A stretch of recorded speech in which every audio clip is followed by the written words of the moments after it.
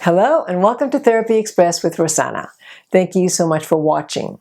Today we are going to talk about listening. And that may seem like, what about it? What about listening? But listening is key to any good relationship. Imagine you're telling someone a story, something very personal, and you're just sharing it out, you're putting your heart in the sleeve, and you notice that the person to whom you're telling this is not even listening. How would you feel? Probably hurt and probably like you're just wasting your words. Listening is key to making someone else feel that they are heard and cared for.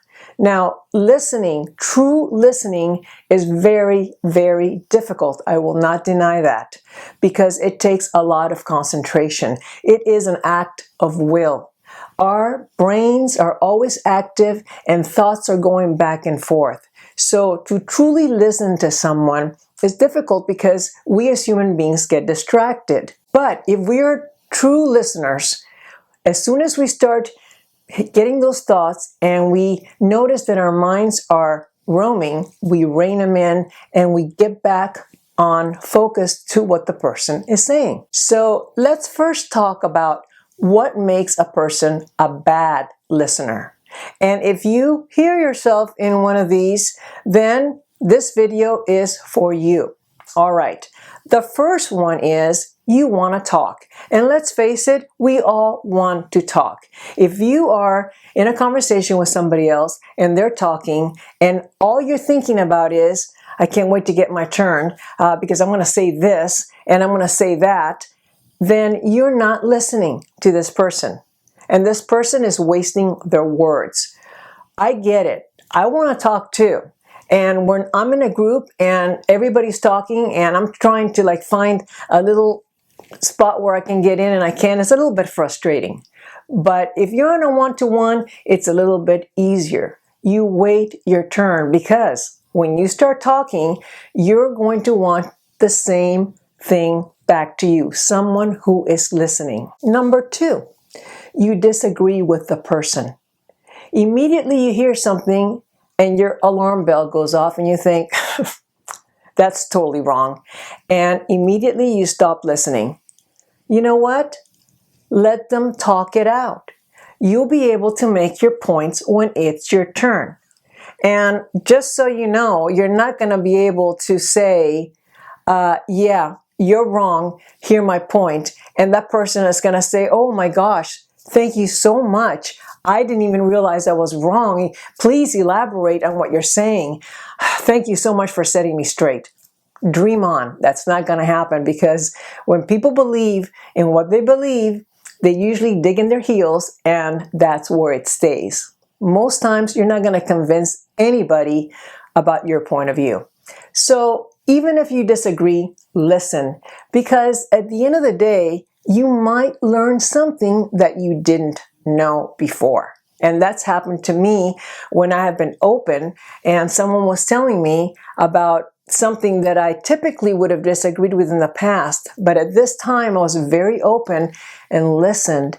And boy, I learned something and it was able to change me a little bit. So don't be too quick to tune out if you hear something that you don't agree with. Number three, multitasking.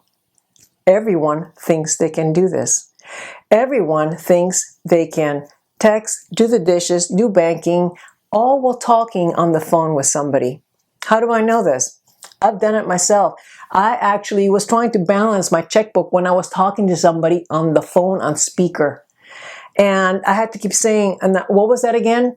Because you cannot be doing other things and be paying attention, true attention to another person. It is impossible. And you know right away if the person is truly listening or not. You can just tell by their the way they're sitting, the way their eyes are, you can tell. So if you are doing 5 things, you're not listening. And you can say, I'm hearing you, I hear everything you said, but not really. You're not hearing it. So do not multitask. If you don't have the time to listen to the person It's okay. You just tell them and say, you know what, I really want to talk to you. I really want to hear what you have to say, but I don't have the time right now. And set another time where you can actually talk. That is a gift to that person and a gift to you, because now you don't feel harried like, oh my God, I got to do this. And yeah, sure. Yeah, what? That's not going to happen.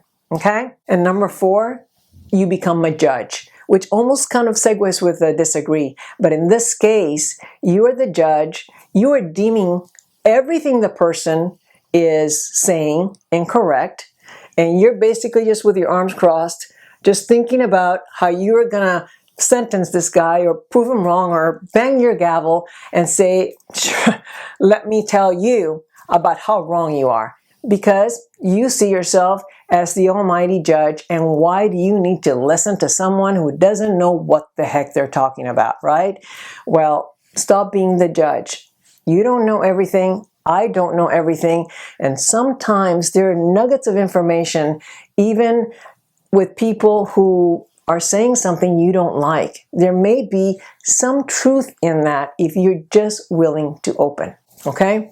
So now, what makes a good listener? Let's go over that little list.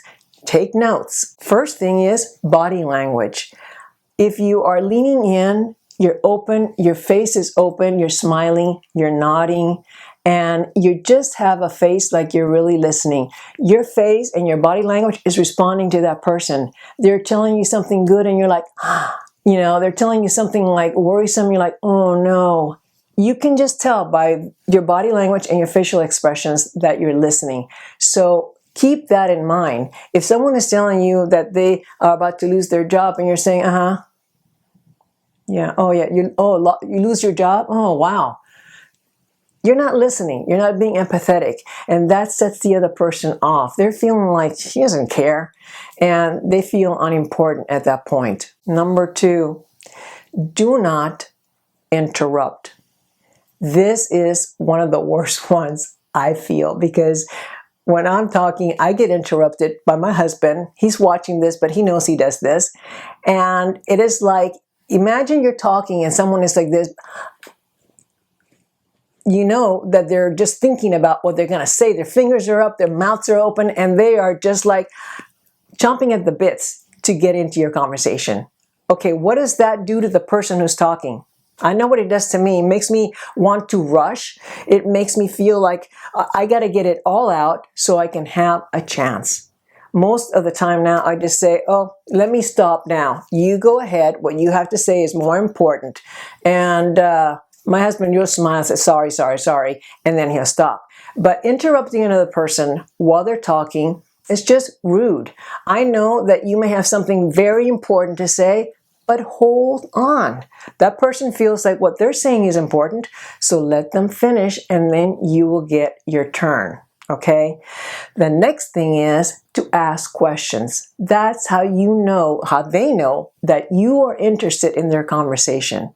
So if they're telling you, oh, I went to see a movie last week, pre-COVID times, of course, and you say, oh, that's nice. All right, you're not interested. But if you say, well, what was the movie? Oh, how did you like that? What made you pick that movie? Wow, was it what you expected? And who was in it? And you start asking questions about it. Now you're engaging the person and the person wants to talk to you. The person feels like they can trust you as a person who is interested in them. And don't we all want someone to be interested in us? I think we do. I do. So remember, ask questions. The next one is to pay attention and maintain eye contact. I've talked to people who don't even look me in the eye as I am talking. And I just see, I'm trying to but they're just like looking out, looking over my shoulder, looking away. That is a really terrible feeling because you know that you're talking to a void. No one's there. It's like the person is not listening. The eyes are so important to really get what the person is saying and feeling. The eyes are the mirrors of the soul, as they say. So make eye contact. It doesn't have to be a crazy stare like this. Just a regular gaze to let the person know that you're looking at them, you're listening, and you're paying attention. So there are a lot more ways to show that you're listening, but those are some of the key points. Nowadays, more than ever, we need to listen to people. We are so disconnected with our texting and social media that it's just a nice, refreshing thing when you're actually talking to someone face to face and they are paying attention to what you're saying. They're saying you're important, you're valuable, and I want to hear what you have to say. And isn't that a great feeling? I think so. Anyway, I hope this video was helpful. You know what to do, you guys. I don't have to keep asking. Subscribe, turn on your notifications, and look for me next week. Until then, make every moment count. Bye.